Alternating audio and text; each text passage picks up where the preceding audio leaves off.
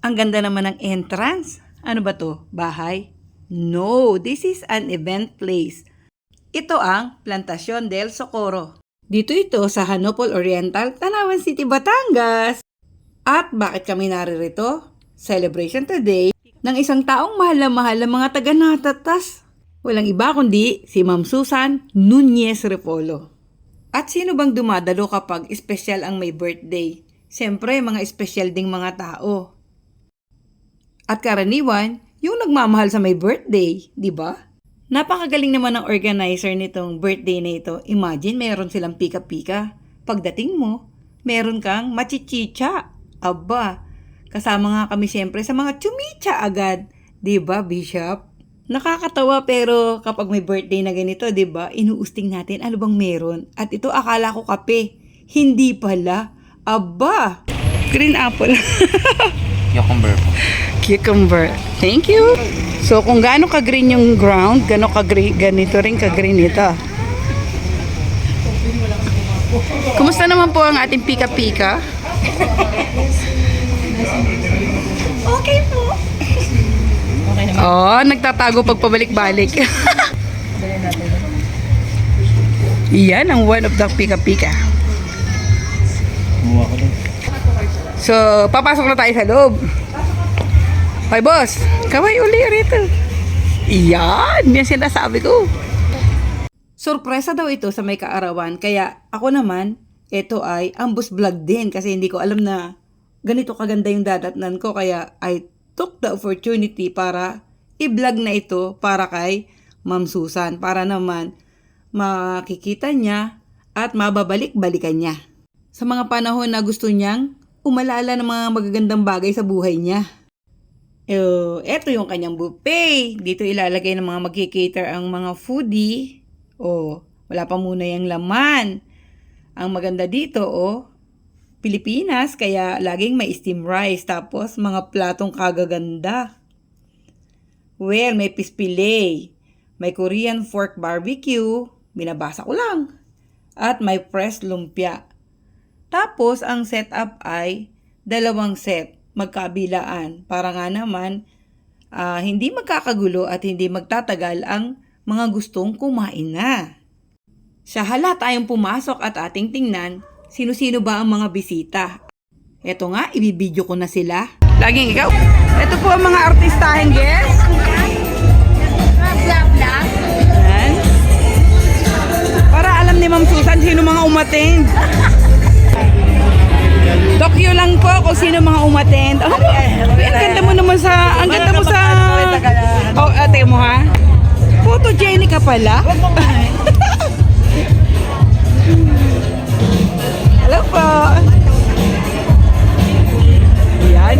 Tingnan ka, tatanong ko na. Hi, Miss Beautiful. Say hi. This is Albo. Yan. Sir Dudes, tingin dito.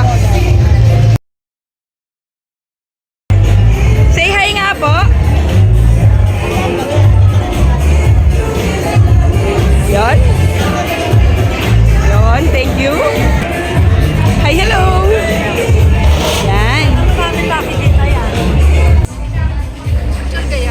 Aba, ayan. Say hi. Yan. Happy birthday, Susan! Happy birthday daw. Ikaw naman, Miss Beautiful. Ayan.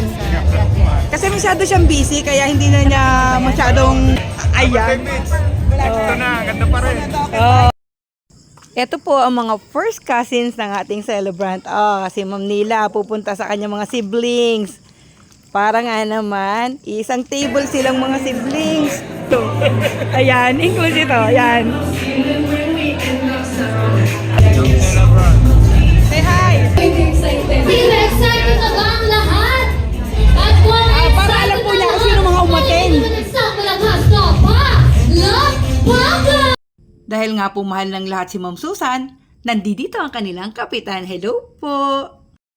We're here to celebrate one of the most boss, say hi! blessings. At ito na po ang may-ari nito. Yes. Para alam niya kung sino mga nag-attend sa kanyang birthday. Our theme for today is counting God's faithfulness Say hi po! in the years. Ayan. Thank you! At kung gaano kabuti at nalaman ang Panginoon sa buhay ng ating run.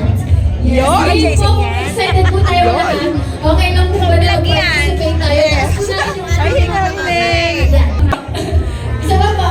Ngayon po tayo pupunta sa kanan. Ang gaganda nyo naman po dito. Papunta sa kanan. Ano ba kayo Video po lahat? ito. Hindi ko narinig ang boses niya, partner. Hello po. Dito na po. Nabusog Yan. lahat sa ating pika-pika area. Yan, dito po. Yes. Yan. May we all rise and welcome our celebrant for today.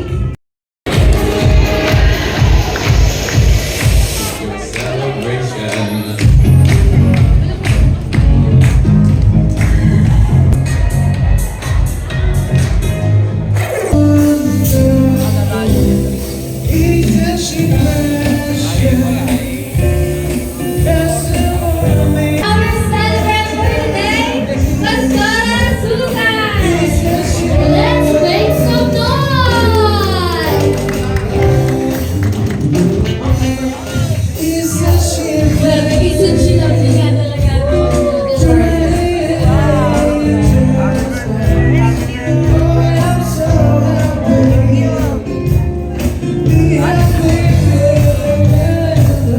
Palakpakan naman po tayong lahat.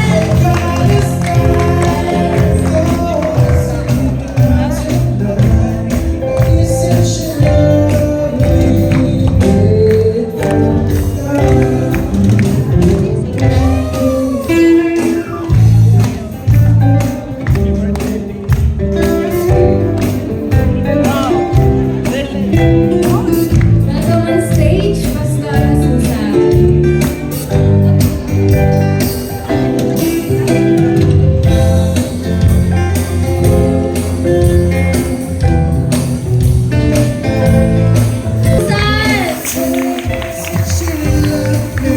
Happy birthday po, Pastora Susan! And syempre po, hindi po makakompleto ang ating program kung hindi po natin ibibigay ang lahat ng pasasalamat sa ating Panginoon. Bago po tayo mag-celebrate, tayo pong lahat ay magpuri muna sa ating Diyos. Amen? Isa nga pong malakas na palakpak sa ating Panginoon.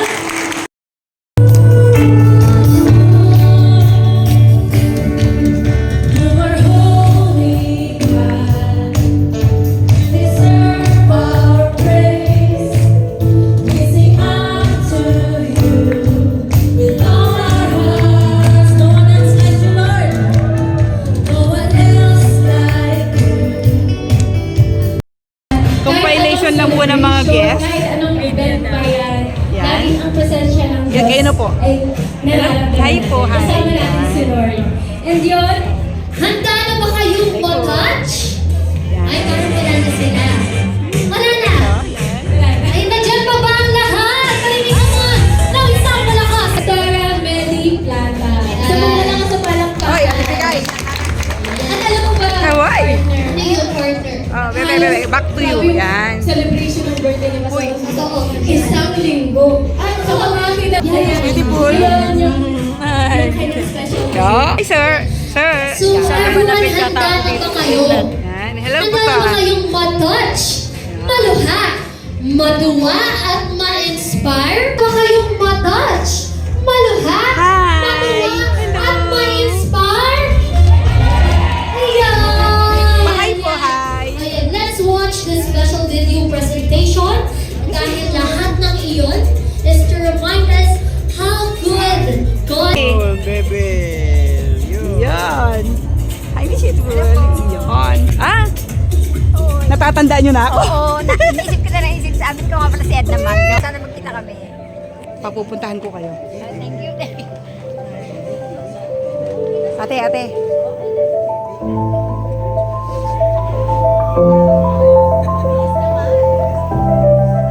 Miss Beautiful. Hi. Hi pa. Bawat sabihin ng kanyang kabiyak, mas lalo siyang nahubog, mas lalong tumibay ang kanyang pananampalataya. Dahan-dahan gumalaw ang Diyos. Isinulat niya ang unang pahina ng isang kwento na hindi lang para sa kanya, kundi para sa lahat ng madadaanan ng kanya.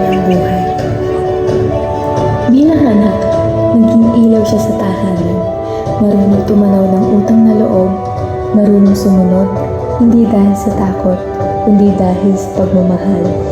Sa bawat gawaing bahay, sa bawat yes po, at sa bawat simpleng ako na po, lumalalim ang kanyang pagkaunawa sa tunay na paglilingkod. Hindi siya anak na naghangad ng madami. Kontento siya sa kakaunti. Pero ang puso niya, palaging sobra ang binibigay. Sa kanyang mga magulang, siya ang naging dahilan para patuloy silang umasa, para magsikap, at sa bawat panalangin nila, hindi siya nawawala. Palagi siyang isinasama, hindi lang para sa magandang kinabukasan, kundi para sa kanyang kaligtasan, proteksyon, at para magampanan niya ang mga plano ng Diyos sa kanyang buhay. Dahil bata pa lang siya, ramdam na nilang may espesyal na layunin ang Diyos para sa kanya. At ngayon, kitang-kita na nila kung paanong sinagot ng Diyos ang lahat ng iyon. May mga taon sa buhay niya na hindi madali. May mga tanong na hindi agad nasagot. May mga luhang hindi na ipakita sa iba.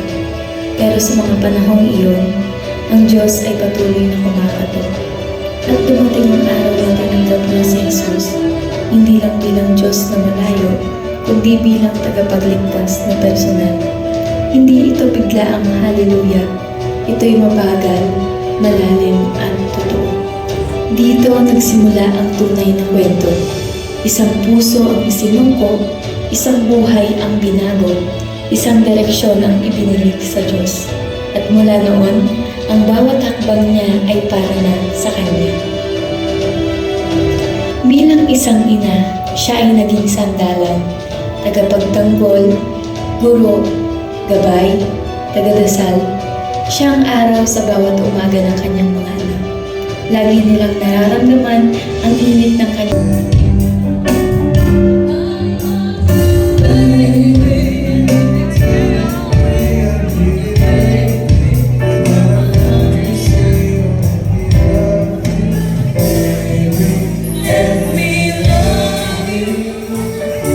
You're just too good to be true.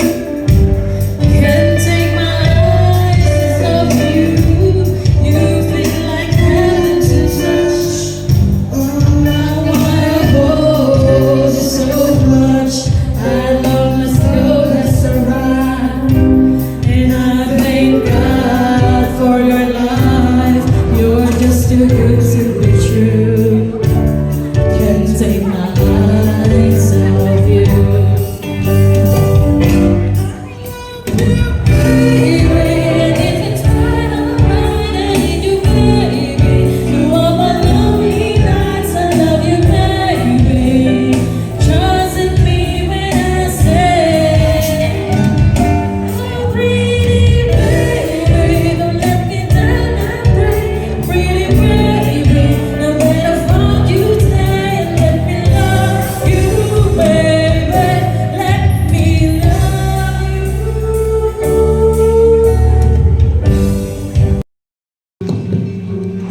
Wala bang palakpakan dyan?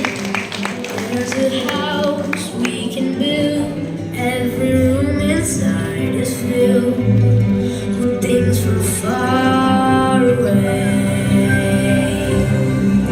Special things I compile, each one there to make you smile on a rainy day. They can say it all sounds crazy. They can say it lost our minds. Million dreams is all it's gonna take. Let me be part of it all. Baby. So, happy birthday, Pastora Susan! Alam niyo po, isa lang pong maikling chika. Lubos po ako nagpapasalamat sa buhay ng ating pastora. 3 years ago po, ako po ay na-diagnose ng breast cancer. At syempre, bilang nasa ganun kang sitwasyon, doon ka nalulungkot dahil saan ako kukuha ng pampapagumot ko kung baka kayo mangutas na. Wala po akong ganung kalaking pera. Dahil patuloy na nananalangin, may isa pong taong ginamit ang Lord na para makatulong at makasuporta sa pagpapagamot ko. Yun ay walang iba kundi si Pastora Susan. Minsan po, nasa St. Luke's po ako. Tatawag po siya. Sorry po, naiiyak talaga. Tatawag po siya, Maynti, nasaan ka? Nagpadala ako sa'yo.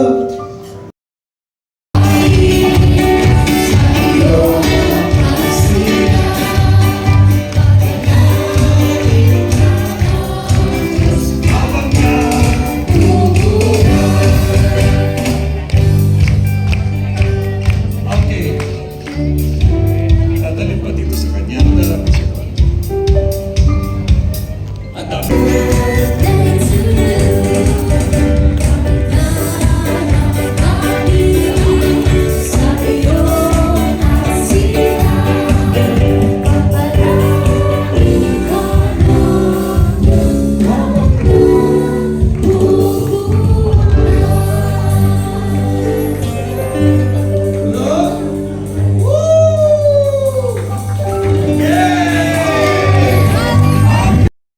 Sa aking evaluation, ang birthday na ito ay hindi pinasaya ang may birthday kung hindi ang may birthday ang nagpasaya sa mga dumalo.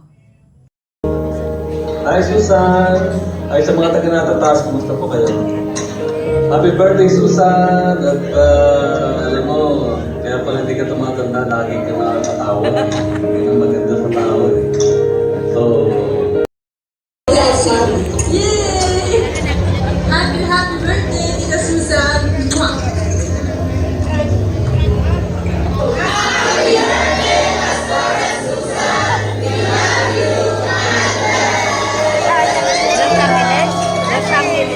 There, I heard you're gonna have a big party, so I'm just gonna be greeting you. Happy birthday! May you have many more to come. And as everyone knows, you're a blessing to everyone. So for me, I am the only one here in the U.S. except for my two boys, and she is considered my big sister. So she's my family here. I love you, Susan. Take care and enjoy. Okay? Love you. Bye-bye. Hi, Victoria Susan. How's Philippines? Kasama dito sa Italy ay kitang-kita ko na sa iyo ang kabutihan ng iyong puso. Nawa ipagpatuloy mo pa ang iyong pagyaman at gusto kayong lahat. Okay? Bye! At sana ay maging masaya ang iyong kaarawan. Bye-bye! I love you!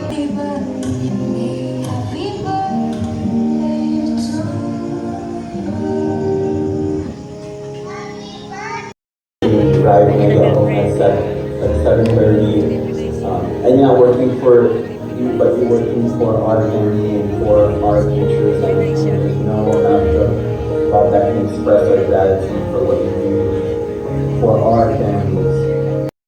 At ito po ang mensahe ng ating celebrant. Dalo sa aking kaarawan. Unang-una, nagpapasalamat ako kay Lord. At kung hindi si Lord sa buhay ko, wala akong ngayon dito. Dahil siya lamang ang aking pinangahawakan sa araw-araw. Siya lang ang aking kasama sa araw-araw. Kung wala si Lord sa buhay ko, wala akong mararating. Dahil kay Lord, kaya ako ay blessed na blessed. Walang ibang papapurihan at pasasalamatan kundi ang ating Diyos na buhay. Kay Lord lang tayo umasa, wala tayong ibang aasahan.